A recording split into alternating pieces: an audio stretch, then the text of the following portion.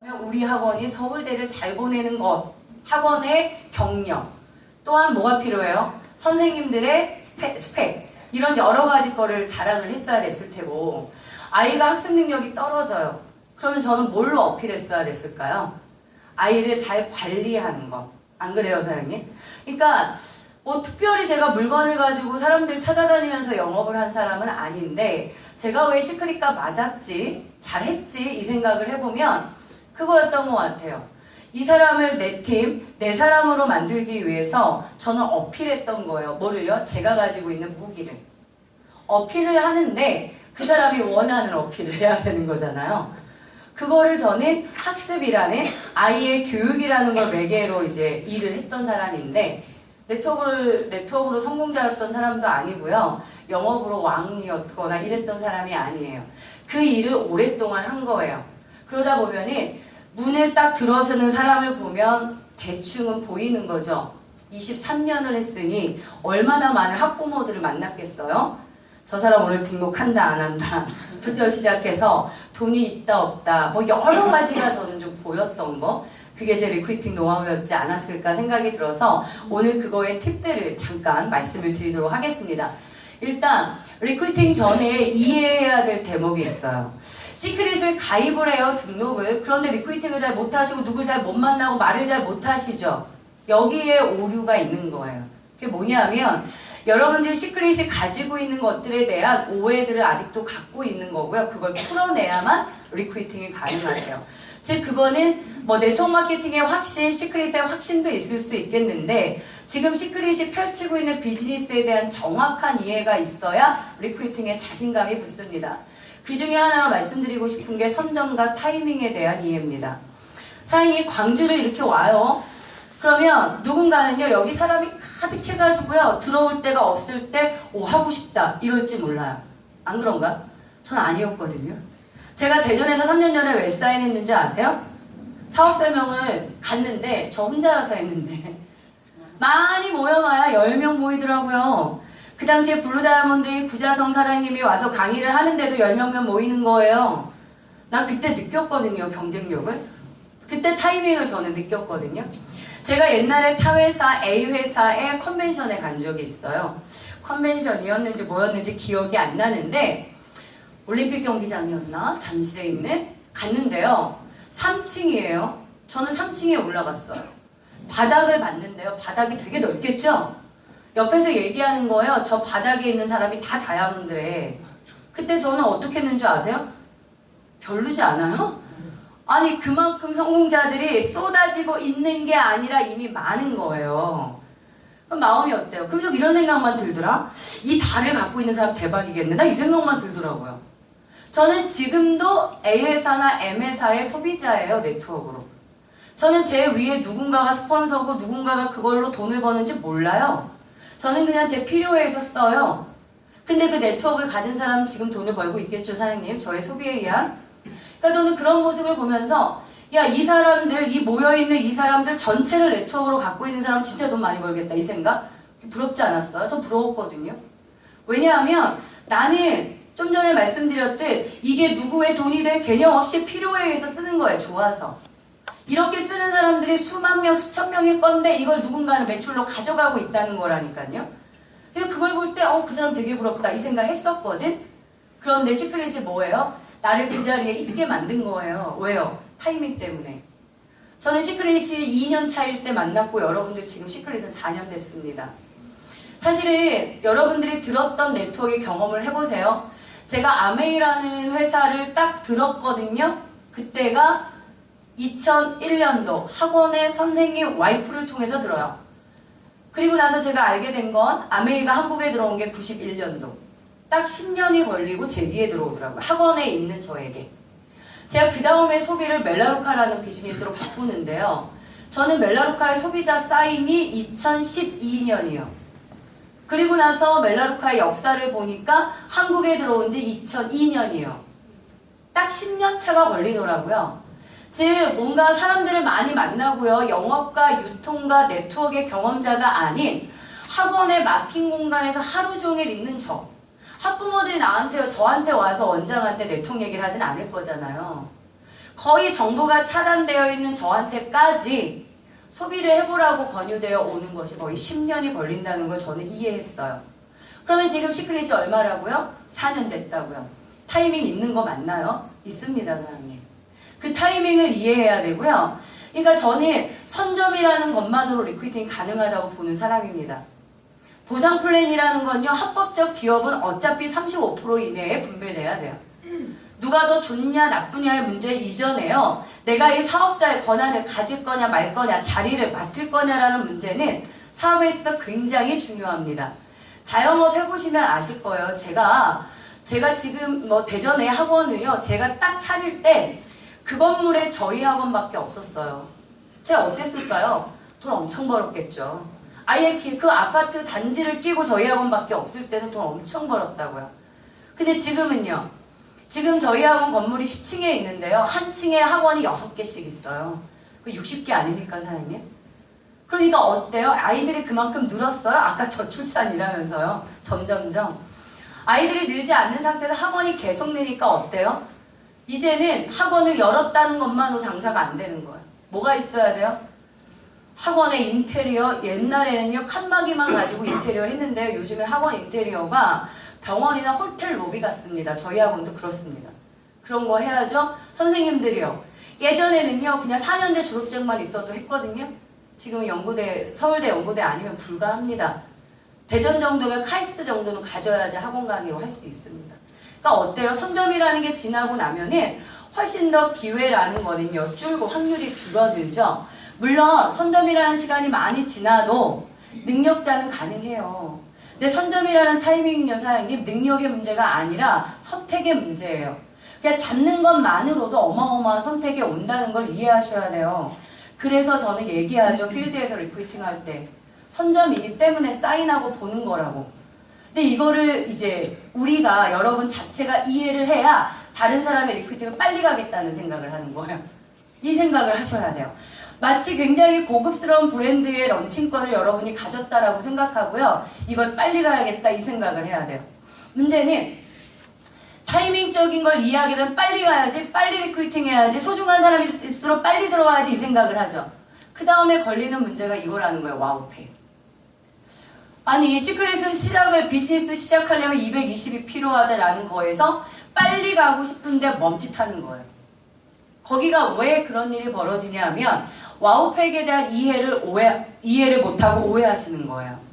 사장님, 화장품이 필요한 친구, 비누를 하나 사겠다는 사람한테 220을 강매하는 개념이 아니에요. 220만 원에. 잘 생각해보세요. 시크릿이 한국에 들어왔습니다. 직거래입니다. 중간에 백화점, 면세점 유통하는 것도 아니고요. 마트에서 팔지도 않을 거고요. 소비자에게 사업의 기회, 광고의 기회를 줘서 커미션을 주겠다는 계획이에요. 그러면 회사 입장에서 처음 딱 들어왔는데 비누 하나 쓸 사람, 샴푸 하나 쓸 사람을 모아서 어떻게 시크릿을 알립니까? 그럼 처음에 뭐가 필요한 거죠? 회사 대신 유통의 역할을 할 소비자, 시크릿을 써보고 알릴 소비자, 이 사람들이 필요하죠. 누군가에게 알리는 걸 우리는 돈으로 받을 거라 그를 사업자라 부르는 거 아니겠습니까? 그러면 사업이 시작된 초반에는 하나둘 쓰는 소비자들이 포지션 되는 것이 아니라 누가 들어온다? 사업자가 들어와야지 말이 풀린다는 걸 이해하셔야 돼요. 일반 유통도 총판이나 대리점들이 포지션 되고서 소비자 들어오는 거 아닙니까?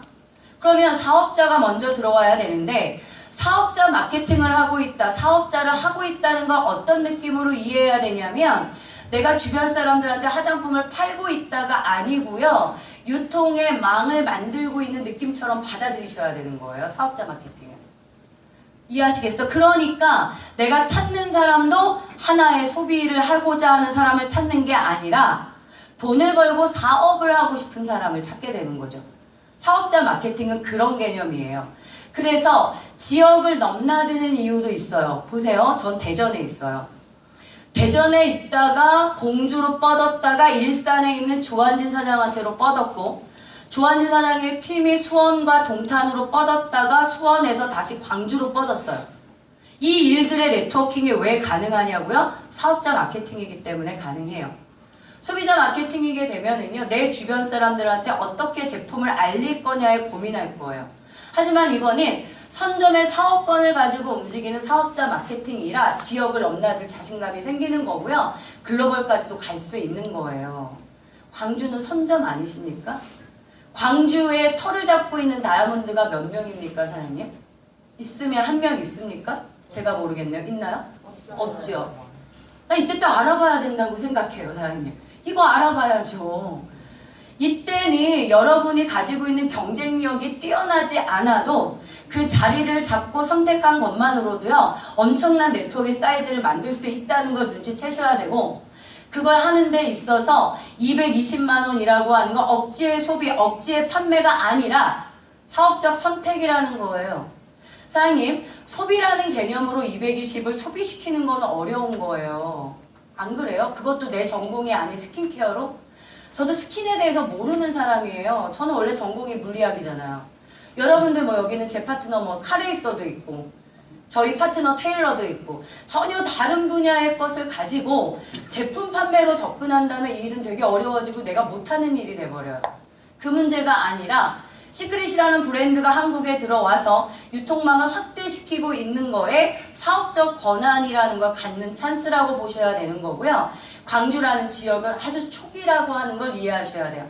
그러면 와우팩이라고 하는 결제는 뭐에 있다? 그 사업권을 갖는 거, 사업의 기회를 사는 거, 그 자리를 선점하는 거, 사업의 시작. 사업이라는 거는 돈을 쓰는 개념이 아니라 무슨 개념? 돈을 벌려고 하는 거잖아요. 그러면 220이 아무것도 아닌 거예요. 저도 학원을 하고 있지만 수업 들었습니다. 저 유지비만 월천이에요. 그거 할 때요, 광고비부터 해서 어마어마한 자본을 투자해서 자영업이라는 걸 합니다. 그런데 시크릿이라고 하는 사업이 전체 비즈니스의 과정, 전 직급, 전체 억대 연봉을, 역대 연봉 이상을 가는데 와우팩 하나가 이 사업에 투자할 전부라면, 그런데 돈적인 투자가 아닌 여러분이 미리 써보고 광고할 수 있는 필수 제품, 생필품의 제품의 34가지가 오는 거라면 누구도 리스크를 남기지 않는 거 아니겠습니까? 그거에 대한 자신감을 가지셔야 리크루팅이 가능합니다. 그러니까 제일 못하는 사람이 그거잖아. 220을 어디다 팔아. 이 생각하니까 리크루팅이 어려워지는 거예요. 사업적 마인드로 와우팩을 보셔야 되고요.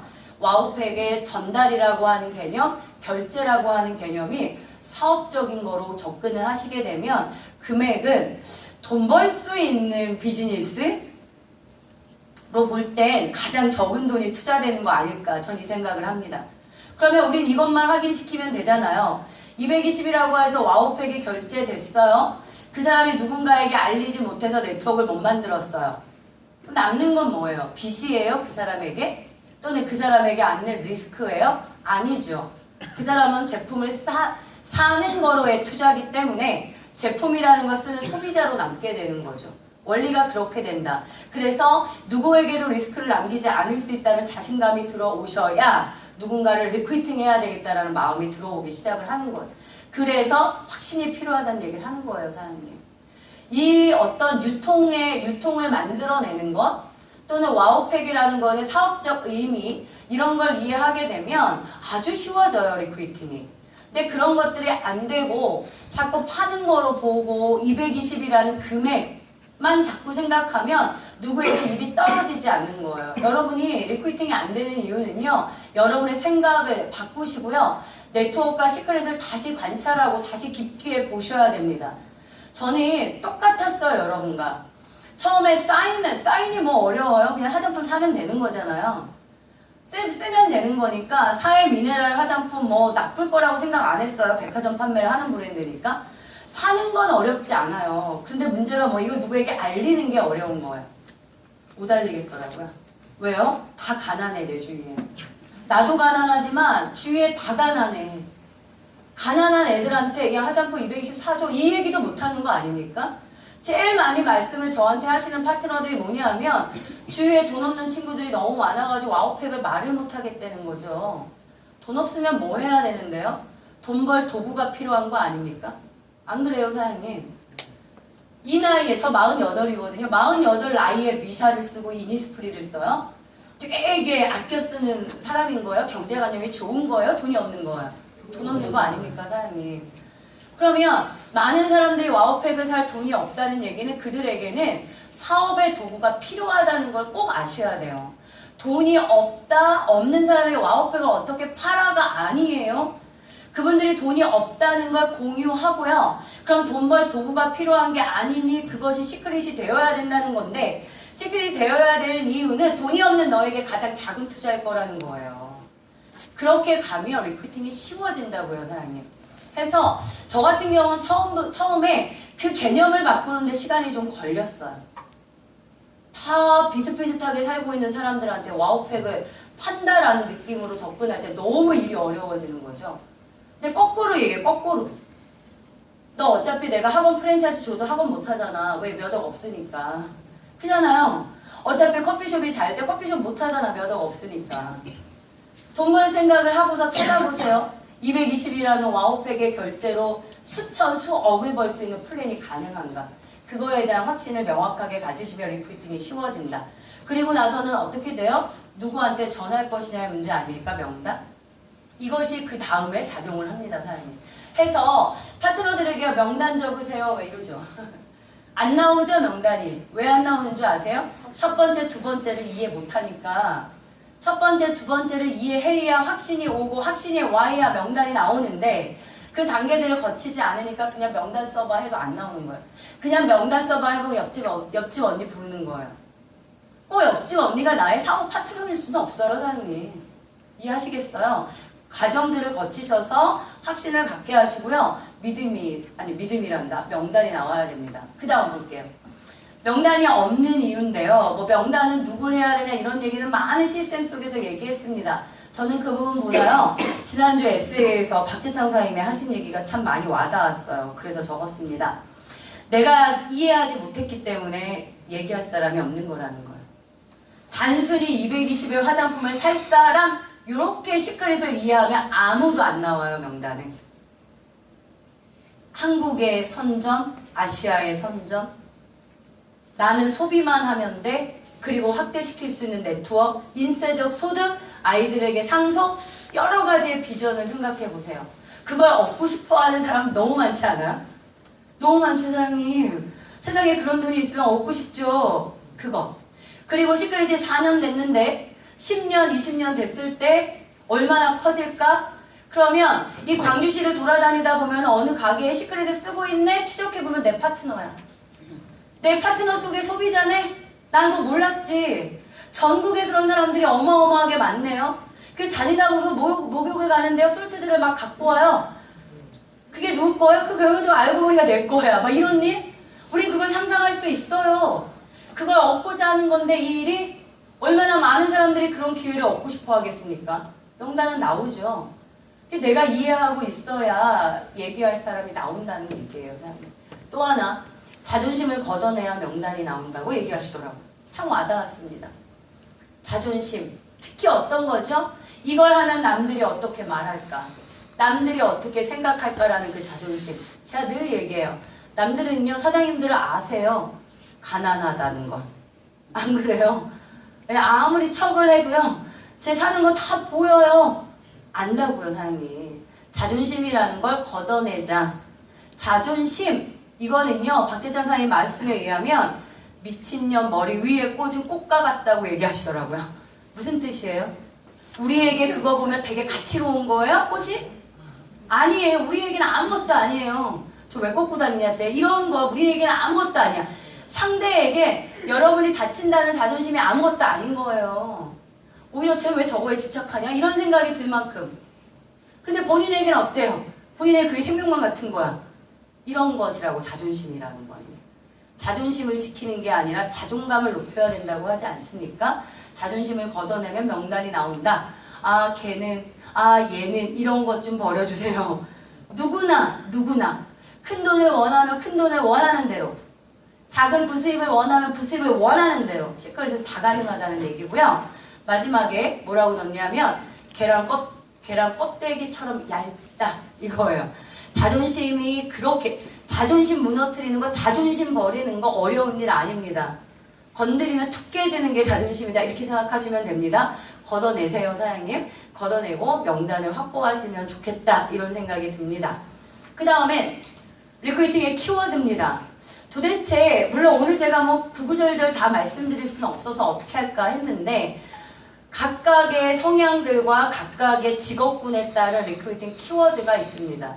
물론 상대의 반응, 뭐 그 미팅의 자리, 추천자와의 연결, 뭐 여러 가지 리크루팅에는 작용하는 요소가 많지만 오늘 저의 포인트는 키워드로 가겠습니다. 일단 직장인이에요. 직장 생활을 하시는 분들은 어때요? 수입이 고정적이죠.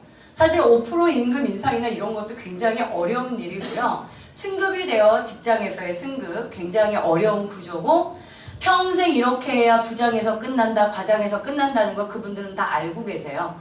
그러니까 내가 직장 생활에서 얼마 정도의 수입이 맥시멈이라는 걸 스스로들이 알고 있죠. 이런 분들에게는 부수입에 대한 부분이 전 제일 중요하다고 생각해요. 지금 일을 하면서 자유로운 시간을 써서 부수입을 얻을 수 있다라는 개념을 어필해야 될 필요가 있다. 거기에 남자들을 만났을 때 저는 많이 얘기하는 일이 내 사업입니다. 직장 생활은 뭐죠? 고용된 거죠. 언제든지 잘릴 수 있는 고용된 입장이죠. 그리고 고용자의 개념이 끝나면 나중에 뭘 하죠? 내 사업을 하려고 할걸요? 그래서 자영업을 차리죠. 이렇지 않습니까? 패턴이? 그러니까 이 시크릿이라는 거를 본업을 하면서 부수입을 얻을 수 있고 시간이 자유로우면서 내 사업을 만들 수 있다는 거, 내 것을 만들 수 있다는 거 저는 강조하는 편입니다. 거기에 당연히 퇴직 후에 대안이 된다는 거, 퇴직 후에 인쇄적 소득을 구축할 수 있다는 거, 그러니까 뭘 없애고 퇴근 후에 회식하는 거, 퇴근 후에 모임하는 거, 주말에 취미생활하는 거, 그 정도의 생활만 시간 투자를 적게 해도 충분히 그 네트워크를 만들어낼 수 있다는 플랜을 얘기를 하게 되는 거죠, 직장인들은. 근데 사실은 해보면은요, 직장인이 또 어려워요. 안 그렇든가요? 왜 그래요? 월급이 나오는 일이 있거든요. 그냥 시간 투자만 하면은 따박따박 받는 이 돈이라는 게 그 사람을 미래를 꿈꾸지 못하게 만들어요. 그래서 하여튼 뭐 사람에 따라 뭐 직장인이 다 똑같은 건 아닌데 그거에 싫은 사람들이 있는 거죠. 늘 똑같은 월급도 싫고 늘 아침 일찍 출근하는 것도 싫고 여자들 같은 경우는 특히 더 그런 것 같아요. 여성들은 뭐가 붙죠? 육아가 붙죠. 저는 청주에 간호사 파트너들이 많아요. 나는 가끔 물어 몇 시 퇴근해요? 이러면은 빨라야 7시, 8시만 이렇습니다. 며칠 근무해요? 그러면 6일 근무해요. 살벌하잖아. 아이 육아하면서 어떡합니까 그걸? 얼마 벌어요? 이러면 150, 200이에요. 계획병은. 그런 사람들한테 어떻게 얘기하겠어요? 그 작은 시간들을 조금만 할애해서라도 부수입을 시작을 하고 그걸 통해서 네트워크를 만들어서 직장 그만두고는 그 뒤에 대안이 준비되어야 된다는 얘기를 되게 강조할 수밖에 없죠, 사장님. 그 다음에요. 자영업자입니다. 자영업을 하는 대부분의 사람들은 투자가 많이 들어가죠. 근데 또 다른 사업을 해야 돼요? 근데 그것도 투자가 많아요. 어렵지 않겠습니까? 특히 자영업자들은 점포를 운영하고 점포를 얻고 점포의 고정 지출 비용이라는 게 제일 커요. 저도 그것 때문에 죽겠더라고요. 그것만 아니면 좀 나을 것 같은데요. 고정 비용이라는 거 있잖아요. 관리비부터 시작. 이것 때문에 되게 죽겠더라고요. 대부분의 자영업자들이 그것 때문에 죽는다잖아요. 그러면 지금 점포를 하고 있어요. 잘 되든 잘 안 되든. 당장 때려칠 수 있는 문제는 아니잖아요. 그러면 내가 또 다른 사업을 계획해야 되는데 그 또 다른 사업은 또 다른 점포, 또 다른 점포면 리스크가 많지 않겠냐는 거예요. 그러면 그 또 다른 일, 또 다른 준비해야 되는 건 무점포 사업이면 좋지 않겠냐? 고정 비용이 안 들어가면 좋지 않겠냐? 거기에 네가 돈이 여기에 많이 들어갔으니 어떻게 해야 돼? 투자 비용이 적어야 좋지 않겠냐? 이런 개념으로 무점포 사업을 소개합니다. 그리고요, 자영업은요, 아무리 커피숍이 잘 되고 학원이 잘 되고 뭐가 잘 돼도요, 전 가끔 이런 생각해요. 커피숍이라는 곳이 있을 때 내가 커피숍 하나를 내요. 커피숍에서 커피를 팔아서 1,000을 벌겠어? 2,000을 벌겠어? 3,000을 벌겠어요? 안 그런가요? 뭘 해야 돈이 커져요? 커피숍 프랜차이즈를 열어야 커지는 거 아닙니까? 나라고 하는 사람의 사업의 시스템을 만들어서 그거를 판매, 시스템 판매를 해서 그거를 운영시키고 그래야 내가 돈이 더 커지는 거 아니냐고요. 자영업을 한 사람들은요, 저 이번에 동탄이었던 거 하성이었는데요. 프로넷 공부방이라는 걸 하는 운영자를 만났는데 전국 1등이에요. 만났어요. 어디로 접목을 시킬까? 어디로요? 저는 딱 알죠. 문제는 뭐예요? 육아일 거예요. 아이들을 다 맡겨야 돼요. 8시, 9시에 퇴근하니까. 거기다 또 하나는 뭐냐면 맥시멈 벌 수 있어도 아이들을 가리키는 공부방은 시간이에요. 아이들이 아침부터 오진 않잖아요. 시간에 문제가 있고요. 교실이라는 사이즈가 정해지면 들어올 수 있는 학생 수는 정해져 있어요. 수강료라는 거 올리면 수입이 오르네요. 매출이 오르니까. 하지만 수강료라는 거를 무한대로 올릴 수는 없는 거죠. 딱 그런 얘기 하다 보면 사장님이 맥시멈으로 풀 가동시켜서 벌 수 있는 액수라는 게 딱 떨어지게 돼 있어요, 사장님. 학원은 정말 잘 나가면 1000에서 1500입니다. 딱 맞췄죠, 제가. 근데 얘기했지. 그거보다 더 극대화 시키려면 어떻게 해야 되겠어요? 프랜차이즈 사업으로 가야 되는 거 아닙니까?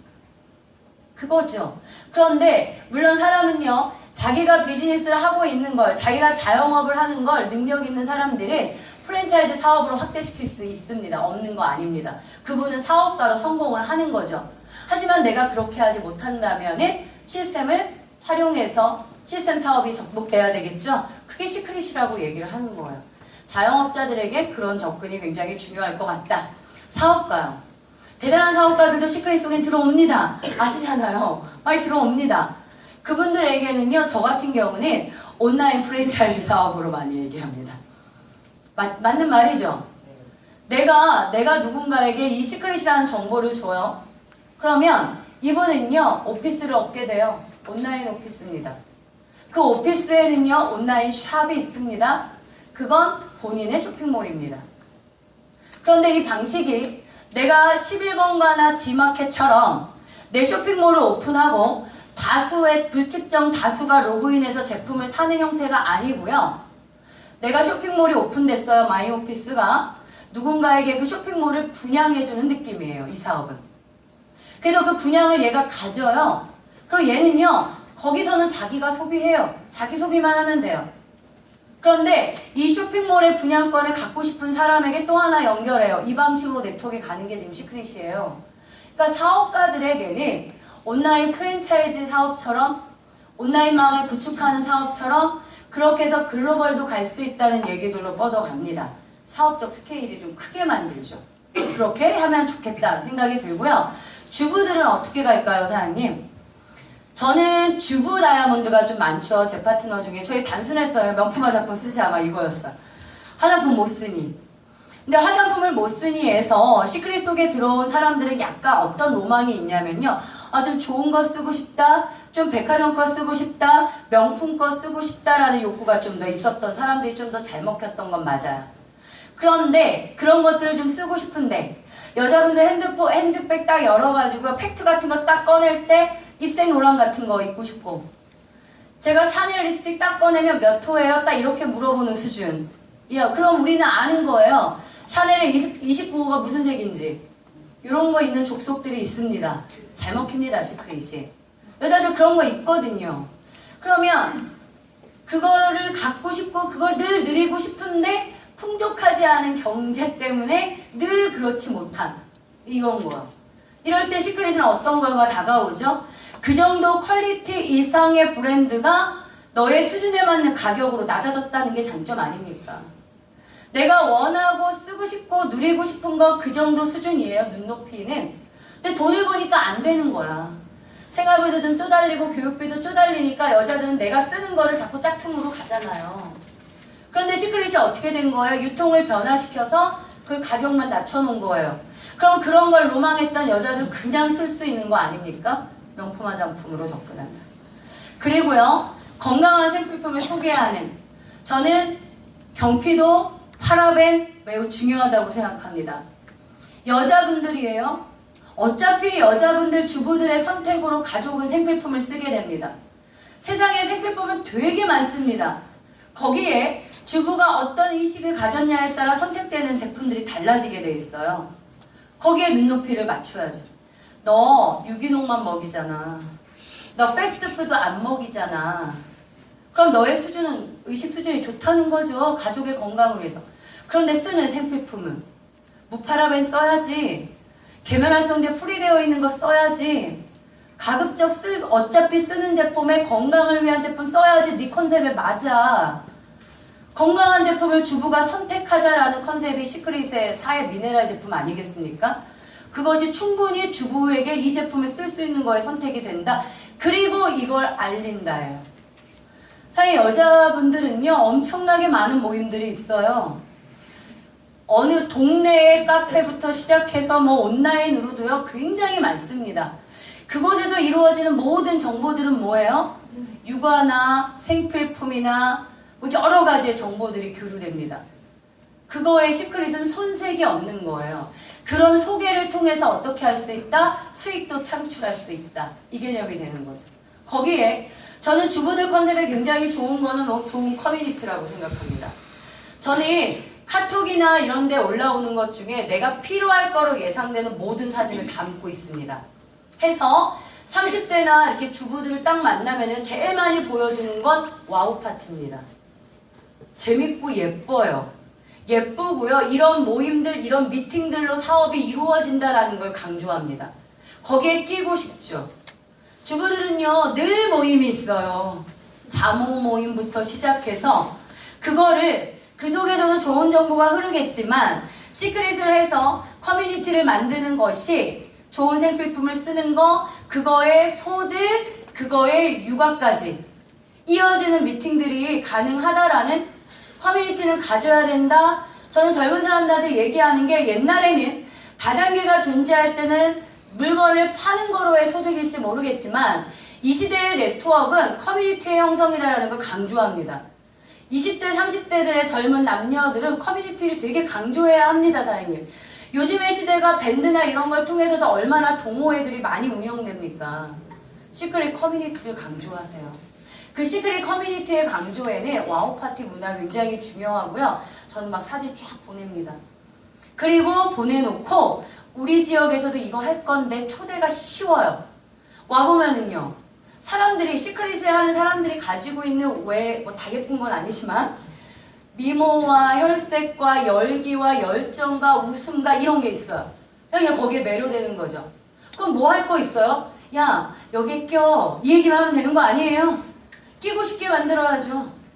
그게 여기선 가능해요.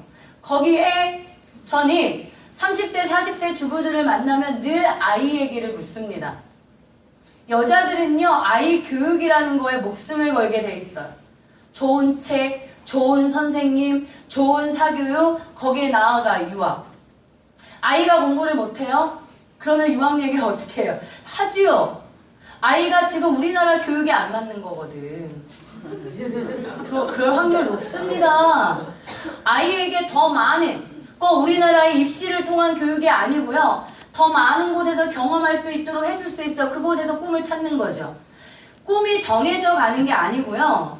그런 견문이라는 거, 세상의 눈이 넓어지면서 자기 꿈을 찾아가는 건데 아이들이 공부를 대부분 못하는 경우가 꿈이 없는 거예요. 뭐 되고 싶은 것도 없고 이루고 싶은 것도 없고 똑같아요. 어른이랑. 그러면 저는 부모의 몫은 뭐냐? 그 꿈을 찾게 해야죠. 그래서 그 꿈을 향해서 나아가는 방법을 가르쳐주면 되는 건데 매일 쳇바퀴 도는 집과 학원과 학교